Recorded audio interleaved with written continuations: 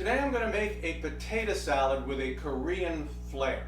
It's not Korean style because if you've seen it in Korea, they sort of partially mash it and it's a little bit smoother as opposed to the chunks that I typically use. Now I have a pound of potatoes cut bite-sized. These are a baby medley of potatoes. So you can see what they are. They're kind of small and it's different colors and stuff. Leave the skins on, they're thin skin. You can use something else also with a thin skin because it's nice if you can leave the skins on. I also have a tablespoon of gochujiang, a third of a cup of chopped kimchi, a quarter cup of diced red onion, a quarter cup of diced bell pepper. I happen to be using yellow bell pepper today. About a half to 2/3 of an Asian pear cut into small cubes. And I have also a quarter cup of mayo, to which I have added a half a teaspoon of sugar, a half a teaspoon of rice wine vinegar, and a teaspoon of red miso, and kind of all dissolve that in.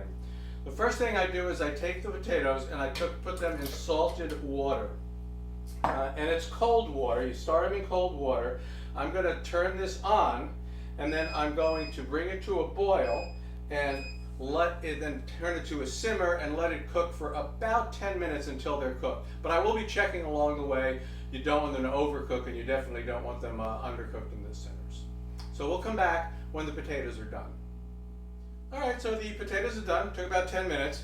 While they're still warm is when I'm going to add the gochujiang. So I have my tablespoon of gochujiang here, and I want to kind of coat a little bit, get it around all these potatoes. Now, I just put a tablespoon, right? You could put, if you like it a little more of that flavor, that spiciness to it, you could put more. Or if you prefer not, you could put less. But this is a nice, reasonable, middle-of-the-road amount of gochujang. So I've got that in there. I've got the potatoes all coated, and I'm going to let them cool just a little bit more before I add the rest of the ingredients. So I'll be back. All right, so the potatoes will cool down a bit, and so I'm going to add all the rest of the ingredients. Got my kimchi here, I got my red onion, I got my bell pepper, my Asian pear.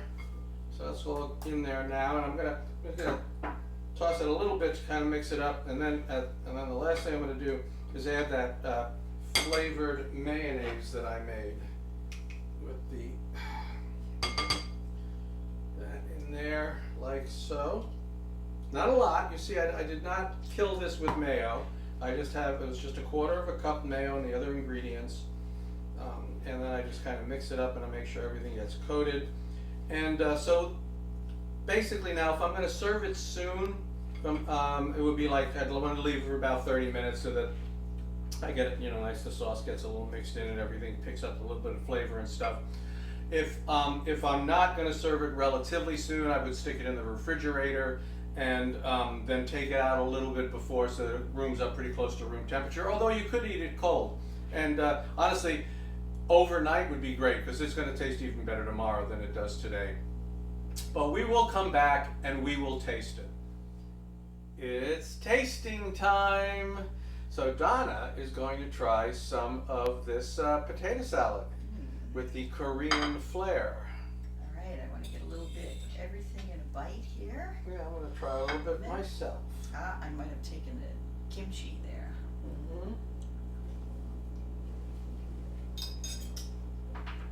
Ooh.